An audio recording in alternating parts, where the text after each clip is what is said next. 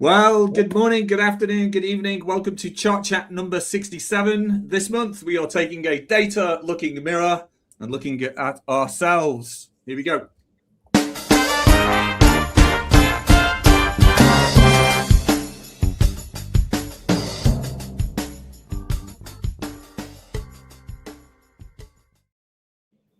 Right. I love that little splash screen. Hello, everybody. Welcome to Chart Chat number 67. My name is Andy Cotgreave, co-founder of How to Speak Data. Oh, how exciting to say that. Amanda, say hello. Hi, I am Amanda McCulloch, data viz designer based in Milwaukee, Wisconsin, and handing it over to Steve. Steve Wexler, chief chart looker at Data Revelations. Jeffrey Schaefer. Jeff Schaefer at the University of Cincinnati and director of the Applied AI Lab. Ooh, is that new? No. No. Maybe I've just not been listening to you, Jeff. Sorry. All right. Well, welcome along. This is more than just chit chat. It's Chart Chat. This is the live stream that emerged after many arguments and debates while the four of us wrote Dashboards That Deliver and previously Big Book of Dashboards. And we wanted to bring those debates to life on Chart Chat. And the great thing about Chart Chat is there's more than just the four of us. We encourage you to tell us where you are, to join the debate, whether you're joining us live or catching up on demand. It's great to have you here. Let us know your thoughts. Hello, Desiree from San Francisco, Josh from Maine. Oh, all these beautiful places. Now, one call to action before we even start. We have a survey running live. We're announcing it publicly for the first time today. I think Steve might have posted it. But we've done 67 Chart Chats. We don't really know what you like. We don't really know what you don't like. So we have a survey.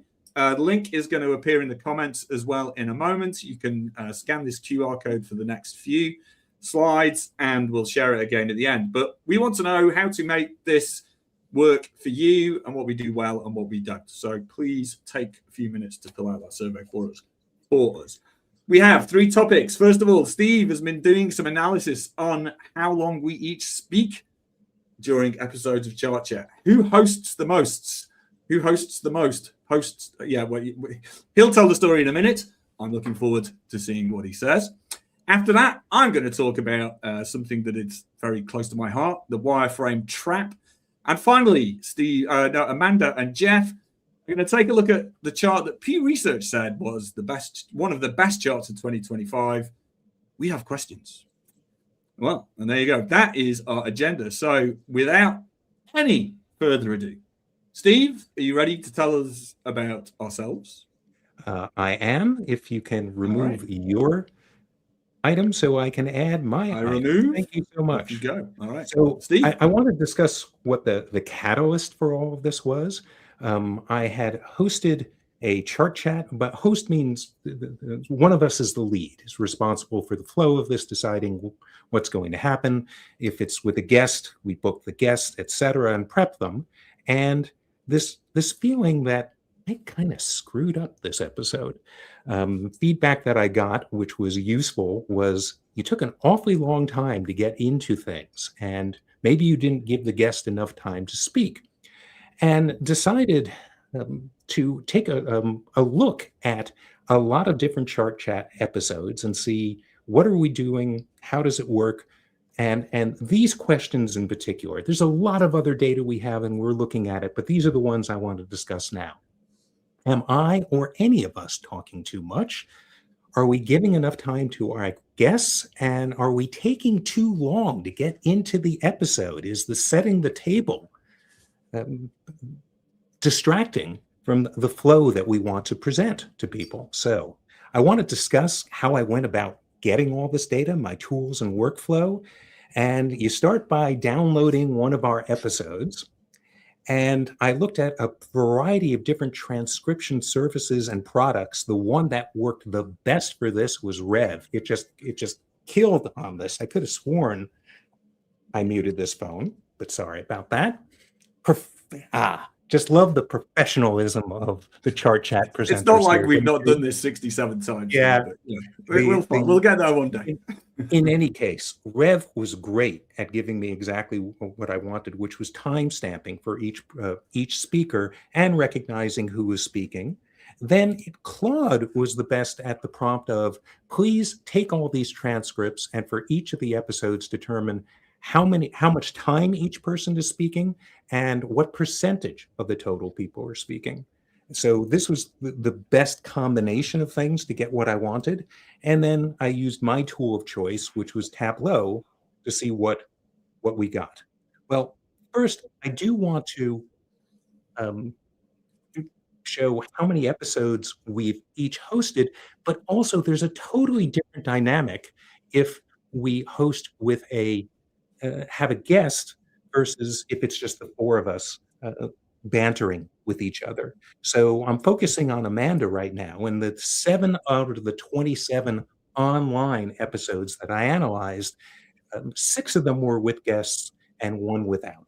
If we look at Andy Cotgreave, he had hosted 5 episodes. In fact, it was this chart that made us realize, oh my goodness, Andy hasn't hosted as much as the rest of us. That's why he's hosting right now. Andy had 3 with a guest, 2 without. Jeff has hosted 8 episodes, 3 with a guest, 5 without. And I'm kind of the inverse of Amanda. I've only had 2 guests and 5 without. So that's important because the dynamic changes. Whoever is the lead is going to speak more than the other chart chattians, and hopefully the guest is going to dominate the conversation. So let me show you some of the other analysis that I have here, which is what we have vertically is how the percentage of time each person spoke in each episode. So Amanda, Andy, Jeff, Steve, and here are the guests. And then who was the lead for each of these episodes? So overall, when guests spoke an average of 45% of the time, and we can see we're kind of all over the place here. Let's see, Ali Torben spoke 38% of the time. Kent Eisenhuth spoke 67% of the time, probably our most loquacious presenter. Steve Frankenary and Stephanie Werner spoke 64% of the time. And we have this outlier that's over here, which is Donna, our guest, spoke only 7% of the time. And we maybe will speak, well, why did that happen? So I can easily focus on Amanda on these things if I want to, or Andy, or Jeff, and see how they proceed. But you can't just look at this and say, well, Amanda spoke 21% of the time and Andy 19, et cetera, on these things, because there's a huge difference if there is a guest or there isn't a guest. And I was dwelling on my own, was I being brilliant or was I blabbering on this stuff? And looking at, well, with the ones that had guests, what happened here? Gee, on average, the guest spoke 52% of the time for my 2 episodes. And these guests spoke 64% of the time. These only 39. I may have committed a cardinal sin here, which is I actually spoke more than the guest. So this is great for just comparing each of us with ourselves. Here's the view that allows us to kind of look at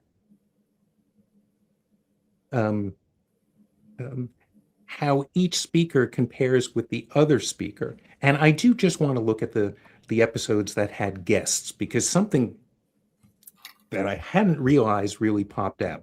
And I'm going to look at just a few episodes here. I'm going to take this one. I'll take this one. Hold on. I'll take this one. This one. Go down to this. And maybe this one. So these are episodes that had guests. Let me just keep all of these. And here's what became pretty clear with these things. If you are not the guest, let me focus on the guests. And if you are not the lead, you're not speaking very much. You're barely speaking at all with this. So I'll show you one of the conclusions that we've come to. The other question we had is, are we taking too long to get into the episode? I don't have an answer on this necessarily. So here are the 27 or 28 episodes that we looked at. Each dot is an episode, and this is the amount of time we spend before we start getting into things. And I would think the goal is let's get into things as quickly as possible. So on average, Amanda speaks 4.5 minutes, Jeff 3.5 minutes. But I couldn't help looking at my own stuff and thinking, my gosh, this is like all over the place. What was this episode? And we got into things really quickly. 1.38 minutes. That's not 1 minute and 38 seconds. Trying to convert partial time into seconds is a pain in the ass in Tableau. And then here, uncharted territory. It took a long time to get into things. And I know why this data viz stuff works. We had 2 guests, 4 hosts, and we each took a long time introducing ourselves. Now, we've changed that. We were very fast on this past episode. So I think I would argue try to get to the point quicker. And, well, I'll show you the kind of the conclusions that I've reached with all of this, which is change how we do guest episodes. If we have a guest, it should just be the lead and the guest, and maybe invite somebody else, because people are just kind of twiddling their thumbs. They want to participate, they want to add to it, but there just isn't room to do that. Why were there timing issues? Why did we get into the things really quickly, and sometimes we took too long? Giving enough space for people to speak, was that a lack of preparation on my part? And I started asking my chart chat chums here, I want to know, how do they go about preparing for this? How do they go about preparing for any presentation? When they do a presentation, how long does it take to get to the sweet spot? You work hours and hours on a new presentation. How many times do you need to give that presentation until it's really tight and really good? How much rehearsal do you do ahead of time? And it led to a wonderful discussion among the 4 of us, and realized we can't cover that today. That's a whole episode, or at least a big chunk of an episode. I really enjoy how the 3 of my colleagues present and how they show things. I want to know how they go about doing it, what tools, how they think about it, how much practice. And I think that is slated to be a major topic in the next chart chat. So that is kind of what I came up with. And the big conclusion for me was get your act together, tight presentation, talk less, listen more. Bravo, Steve Wexler. So I'll introduce my chart chatters in a moment, but we've got some Desiree saying, Kent wasn't the outlier talk, but that was who was the outlier talk? So Mark. Was it Mark Palmer. Mark, yeah. Which was Kent, because I didn't attend that one. Kent was Waymo. He talked about a little bit about Waymo, but a lot about product design and accessibility and data viz. It's a great episode if you have any curiosity about those topics. And Kent is a phenomenal speaker. So no shade to our guests who spend a lot of time talking. Wow. They're wonderful. Exactly right. I think here we go. It's going to make us all self-conscious dwelling on it, because, of course, length isn't everything. Well, there's a difference between loquaciousness and erudition and logorrhea, and our guests are erudite and have a lot of great things to share with us. Steve, I love how you went for long words and high vocabulary, and I went for cheap innuendo to say the same thing. Well done. Right. But then on a more serious note, Steve, if Copilot is going to start kicking stats out like this, and it says, well, Steve talked for 50% of the meeting, I mean, there's missing data in that kind of analysis, right? It's like, did Steve talk bullshit, or did he say high quality, valuable things? What do you think? Well, it's also the same thing with, do you have a guest or not? That at first it looked like, oh, Amanda seems to be talking more than me and other people, but it's most of her episodes had guests. And believe me, I felt self-conscious when I first saw that data, but then I saw I was the most consistent on my intro section and felt redeemed. Well, look, there's another part of being part for me. I can't speak, for Jeff and the others. I feel I have very strong teammates on this. And when you see this data, I don't want to feel like I'm letting the other three people down. So it is, I want to be good at this. And if I see places where it could be better, I want to be better. So you do need to be thick-skinned about seeing these things when there are issues with it. I found looking at Jeff's stats fascinating because he was very deferential to guests, but also there were a few episodes, like the things about AI, where he spoke quite a bit more. And I could have just listened to Jeff for the entire episode on those things. The stuff was so good. So I found. Sorry, Jeff, any comments, Jeff? No, I'm just trying to keep my time down, Steve. Trying to get Steve's numbers up. So I'm keeping my words. I really like the analysis. I thought the workbook. You should publish this workbook, Steve. And I know it's more in raw format in some of these, but I think it'd be helpful for people to see how you did it. Could be a good blog post. Well, you've got that great weird self-selecting stacked bar chart as well, which is a nice technique. The first chart you showed. And Steve, just to give you an ego boost, we've got the master at work with Tableau here, and Annabelle says, "Well, you've got such a beautiful voice, you could talk all day." So marvelous, right? Right? How sure are you that this data is accurate? BJ coming in with the hard-nosed, hard-boiled question, like it.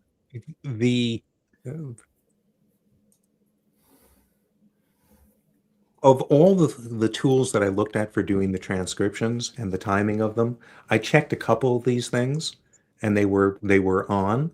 So after looking at a bunch of time segments for a bunch of the episodes, or maybe 2 episodes, a bunch of time segments, I felt pretty good about what Rev was doing, and that saw that where the speaker is changing, it's exactly what I saw when I looked at the episode itself. But thank you for making sure that I vetted this before going, it's not just a random number generator here. And my final question from the data engineer perspective is, can this now be automated? So is there an AI agent that can run, if new episode, run the transcripts, load the transcript, and put it into that data model? I think that's what Jeff was working on while I was doing the presentation. It's probably finished at this point. He's probably has it all already. By the way, we've looked at a bunch of other things as well. Which is just looking at where are we getting views and things like that, et cetera. But I wanted to focus on just the things that our presentation and how we went about things, because I got good feedback from Andy and my colleagues about that particular episode. Excellent. Marvelous. Well, Steve, thank you for that. I will keep the segue to the next section short, but the segue to the next section is straight to me. Let me talk about wireframe traps. Do you love wireframes, chart chat watchers? Are you wireframe drawers? Do you do it with Sharpies? Do you do it with pencil? Do you do it with an iPad? Whichever way you do it, do you do it? I love wireframes, right? And we talk about wireframes quite a lot in the Dashboards That Deliver framework section. For those that haven't got the book yet, we built a framework to build dashboards or any data applications. And really important part of getting your users along with you early on is wireframing. And we would generally do that in the prototyping, possibly in discovery, but mostly in the prototyping section. We're drawing charts in a very fast, iterative way so that users get a sense of what they're saying and your interpretation of what they're saying, and you can move around and erase things really quickly. It's a great methodology. But let me tell you a story. Back when I was a young Tableau product consultant in 2012, one of the first things I did at Tableau was get sent to Rotterdam. And the salespeople said, This client, they've worked with a leading data visualization designer, and he has mocked them up a dashboard.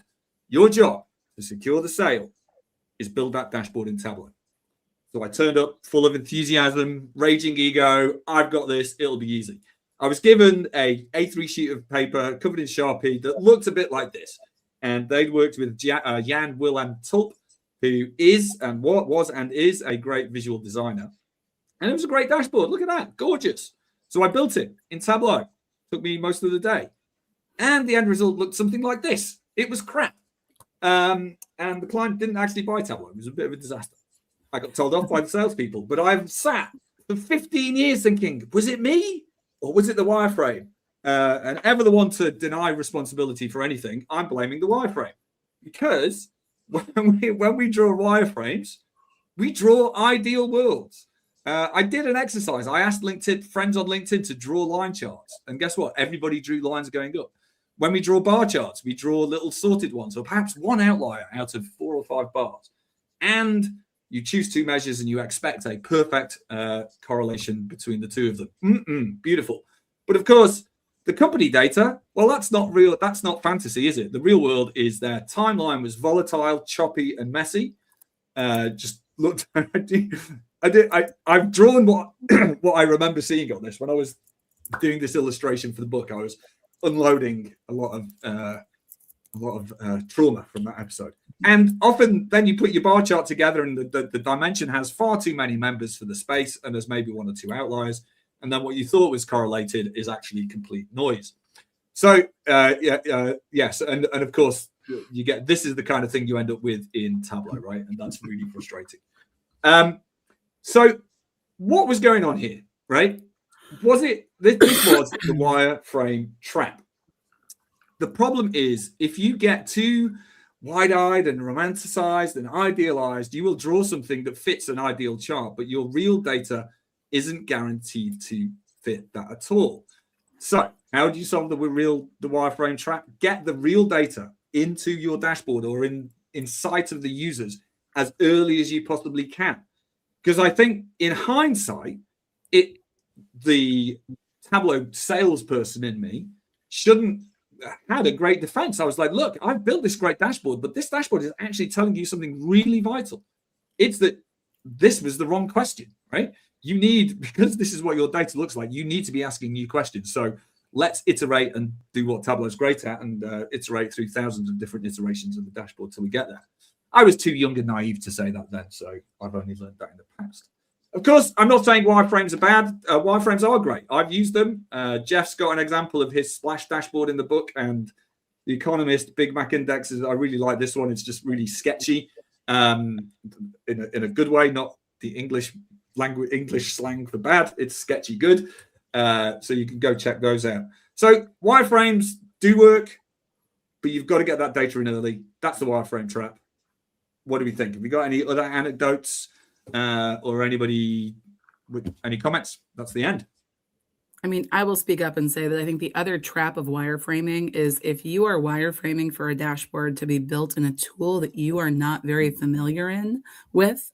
One of the other traps that I fell into, I mean, years ago when Power BI had fewer features, was I was used to the Tableau flexibility of all the things you could build and made some wireframes because a different group was doing the build work and I was doing the design work that included a lot of jittered dot plots, and they had to use native Power BI charts, and that does not build easily there.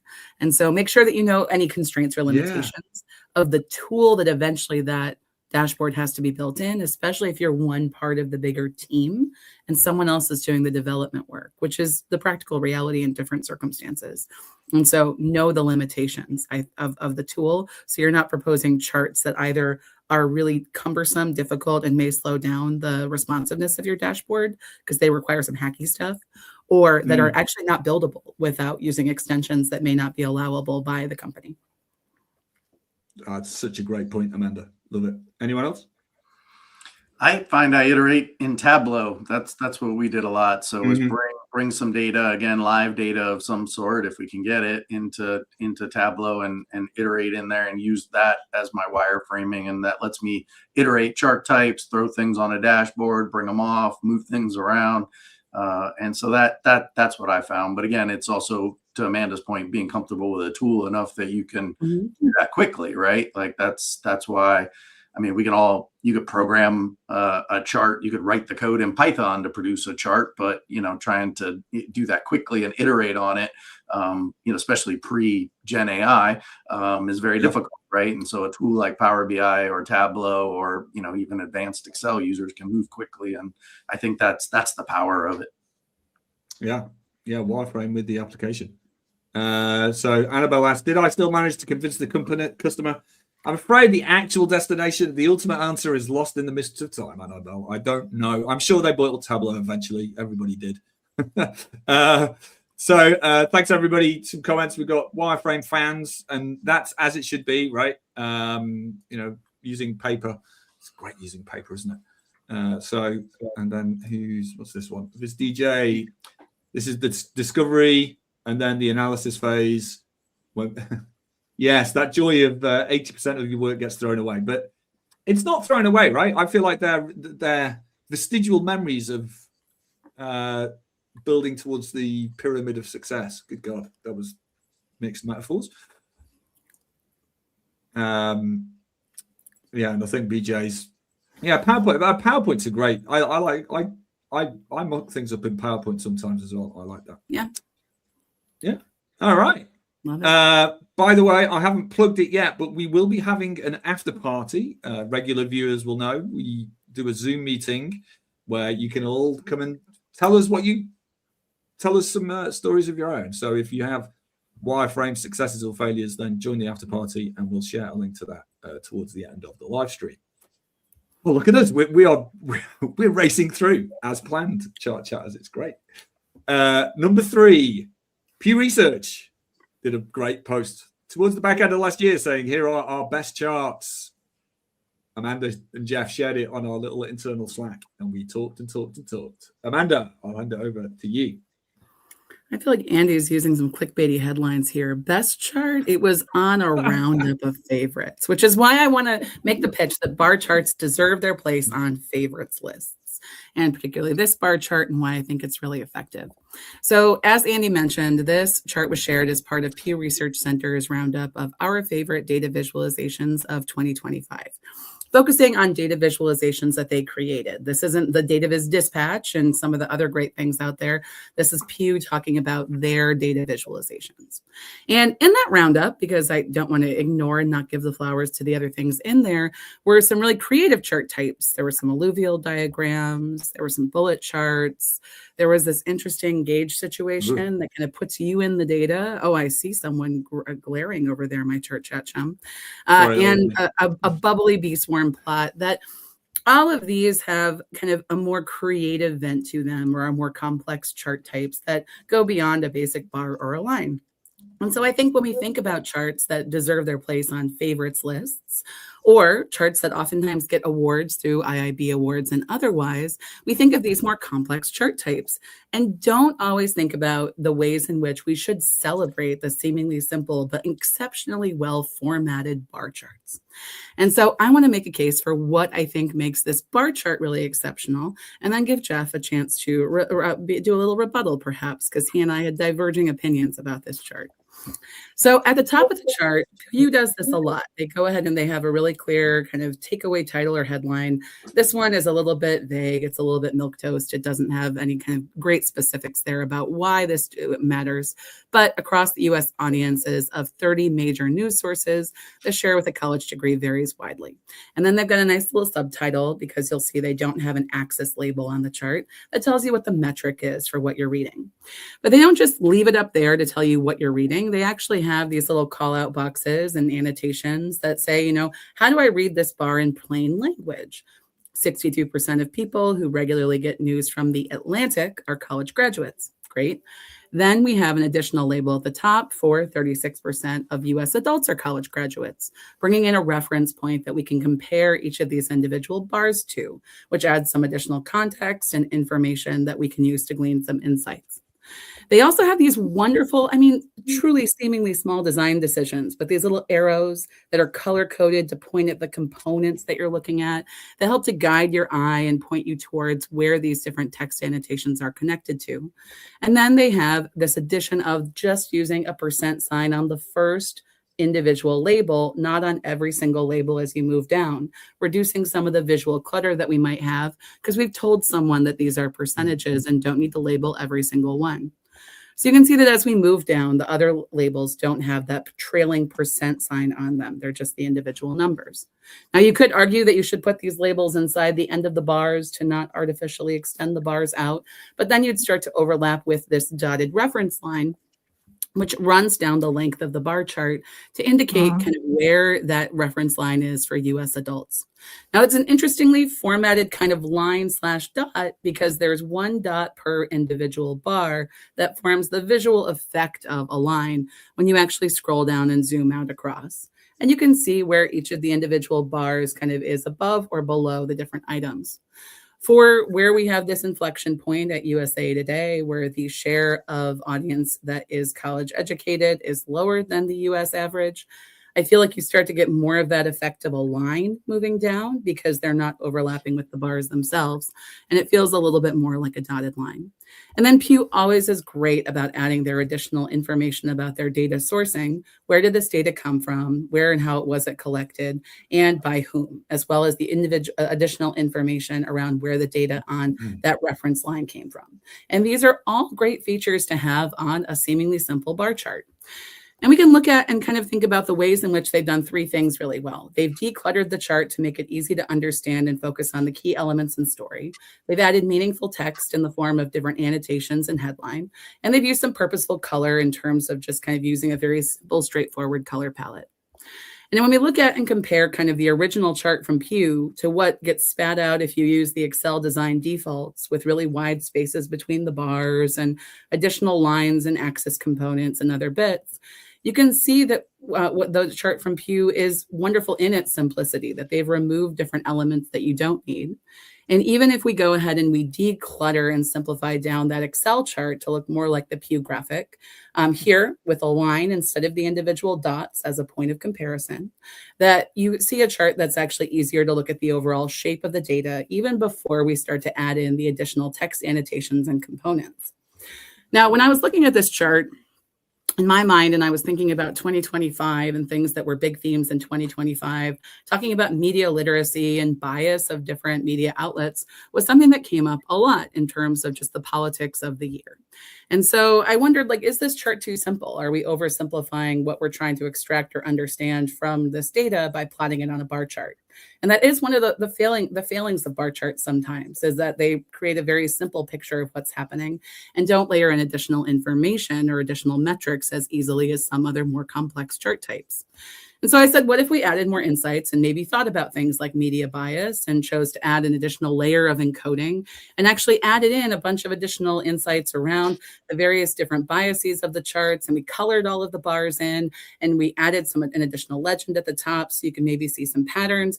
And as I started looking at this chart that I was playing with and iterating and seeing what would happen as I mapped it out, all I could think was, this is fundamentally violating my rule that when you color everything, you functionally focus on nothing.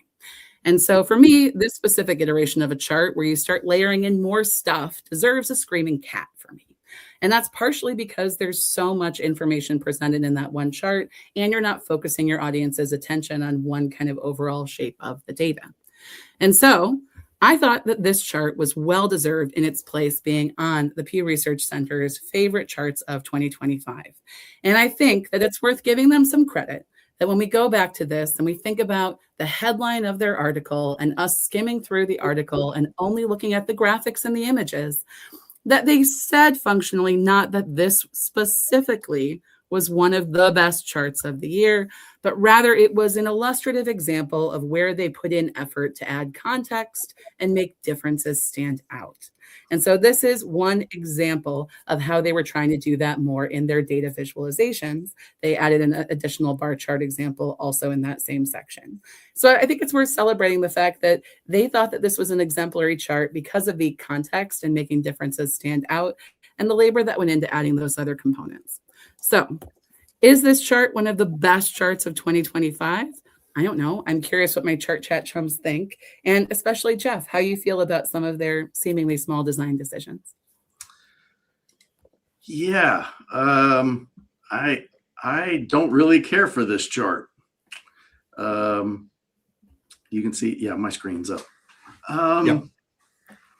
I agree with a lot of the design things. So I do love all the design elements that you pointed out, the percentages, the little arrows, bars make it simple, the labels, the ordering, all those things are nice things.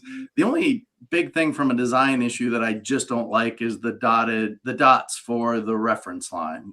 To me, we have a comparing a many to one, right? Many bars to one national number. And so I think the dots kind of give me an idea that I'm doing a many to many comparison, as if I had a different line for each bar. And so I just ask myself, the bars with a line with those bars would give us much more precision. You're either above it, you're below it. Take, for example, the number 36, you'd have half of a circle, right? Because the circle would only show half, and then you kind of see it on the 37. You only really get half of a dot there. So I think when I think precision, I think it's universally understood a line with that would probably better. That's really my only design critique on this. My bigger issue is the analytical side of this. And that's where I really have a problem with it, because first off, there's different audience sizes. So we have big news outlets compared to really small news outlets. We have then what I'm going to call a denominator problem, because it doesn't proportion the population. It's just taking people who answered that question. So they could be in one person could be in multiple news outlets here, another might not. So it really isn't measuring that per se. And I think it gives the illusion of, hey, educated people choose the Atlantic, but non-educated people choose Fox News. And by the way, that might be true, but I don't think this chart proves that, or even indicates that. Another example is paywalls. Some of these sources have paywalls, and so education correlates with income and rural versus urban and other things. So I think this might give us an indication of who can pay, who can and is willing to pay for news, not just who prefers the news. And then the last one, I think fundamentally that's a problem here, is the platform effects and variety. Not all news sources are equal. Even themselves, you have the regular news, and then you have opinion pieces, you have broadcast news, and you have digital, you have all sorts of variety of sources. And so large organizations have lots of varieties, and smaller organizations have no variety. So the short answer is, I think I'd leave the chart the way it was. I'd add a line, and I'd change the title. This is tongue in cheek. Among overlapping, unevenly measured groups of people who say they regularly consume the news, education level differs in ways that correlate with other stuff, right? Access, income, platform, ideology. I don't think this chart, I think it's dangerous in the sense that it kind of gives us the illusion that uneducated people watch one and educated people watch another. That's my concern. Steve. I don't disagree with any of those points, by the way. They are all very fair considerations of the constraints of the data, Jeff. And I appreciate you waving that flag. But so I'm one of these overlapping people for sure. So, but what is wrong with the following way of asking this question? Please indicate which of the following news sources you follow regularly. Check all that apply. Boom, boom, boom, boom, boom. And then please indicate whether you have a college degree or not. And how did you send that out? Did you send that out via email? Now everybody's okay. And then down the play here, it's like, okay, well, some of these are paywalls, so I have to pay for that news source. Others aren't paywalls, so maybe I don't pay for the New York Times, or right? You have to pay for that. So I don't pay for that subscription, and so that kicks me out of that denominator bucket. So it's not really a representation of country to news. It's who is willing or able to get the news from that source versus their education, right? So if you took out, let's say you took out all the things that have a paywall, so that it isn't this that would that may be a way to separate them as well, which is let's look at free news sources versus those that have the paywall. Yeah, and then the way that it's consumed, right? Digital versus paper versus podcasts. I think that probably would correlate as well. Does anyone under 50 consume news, in an actual physical paper? Right. And age, right? That income correlates to age. Here's one of the things. When I was at Tableau, we would hear customers say all the time, like, we want to get to the stage where we don't spend the first half an hour of every meeting arguing about the data. And in many ways, I understand, because they were describing a situation where they were arguing about the data because they just couldn't find it or they didn't have it, right? There's something about this chart and what we've just done that is actually, well, those customers could be spending half their conversation arguing about the data, but actually adding to their some corporate knowledge, or what they call non-corporate, because we've given time to that chart. We've looked at the chart, we've understood the explanation, and we've gone, there's these conclusions. But then the brilliance of that chart is that it's incomplete, right? So then we talk about the other data we get, which we could then go and pursue, but also we bring that context to life. And I always said, it's like, well, look, arguing about the data in the meeting is really valuable, right? Because every chart is a compromise. You're omitting so much with every single choice. So our conversation has been great there, right? And unfortunately, there isn't enough time or nuance, particularly in a lightning fast media world, to stop and have those conversations. Any other comments? I also think it's interesting seeing, I was going to say, different people in that meeting are going to bring different context, right? And I think that's what we all do too, in terms of where we lean. I didn't jump to the paywall piece, but I heard Jeff say it during our prep call, and I was like, of course, that absolutely makes sense that someone may have more access because of just being able to pay for a subscription or opting on a subscription to pay. And so I think in that meeting context, Andy, thinking about how you have different people in the room who bring different ideas of how to interpret that data is really important. Yeah, this does go back to your wireframing too, is if you can iterate on things. Amanda pretty quickly got right, left leaning in there. Wouldn't be too difficult to just go down the list and say paywall, no paywall, go back down the list and, size, maybe get a market share and compare large versus small. All of a sudden, you might have different pieces from that analysis. By the way, we've had even more of a screaming cat at that point once we layer in 4 other variables. I love the work that Pew Research does. We should get. I should have them as a guest on Chart Chat, and maybe invite one because we're not having everybody as a guest on Chart. When we have a guest on Chart Chat, we've had someone from The Economist, someone from the Financial Times. We should probably chat with Pew Research. We have 2 minutes and we got a lightning round. So we do indeed. All right. We only have 2 minutes. Yes. Have you noticed, everybody? We are endeavoring to finish at 1:45 for Chart Chat. 45-minute chart chats from now on. Jeff, do you want to talk about this one? I had the next one, I think. Oh, you had the next one. Okay. Lightning round number 1. Go check out Anthropic's Economic Index. I clicked this link thinking it's going to be a dry, boring PDF. And then I loaded it and nothing happened. My Chrome has crashed. Oh, there you go. And it turns out it's a rich, multi-layered, deep infographic with loads of categories about how people are using Claude in their work. And it's a really, you can download the PDF, it's there, but this is a really nice piece of data storytelling. I will paste the link into channel. All right, number 2. This one. Who's doing this one? Or am I doing that one as well? I think you're doing that one. All right, okay. I'm going to save that for the next one because we're going to run out of time. Jeff. I just found this and thought it was funny, which was a map of Alaska, and I actually ordered one. So I thought that was great. All the times that we try to figure out how to offset Alaska and Hawaii, so they offset the lower 48. I thought that was fun. That is sweet spot map humor. As always, if you find some funky, fun or challenging, serious visualizations, let us know on LinkedIn, because we can share them and find people to talk to them about. All right, well, what's coming up next week? No, not next week, next month, on the 25th of February, we're going to talk about box plots. Yes, everybody's, we learn them, we love them, and then we're like, well, would we ever use them? We are going to dive deep. We'll save that all for the 25th of February. If you wish to join the after party, please do bigpic.me/after.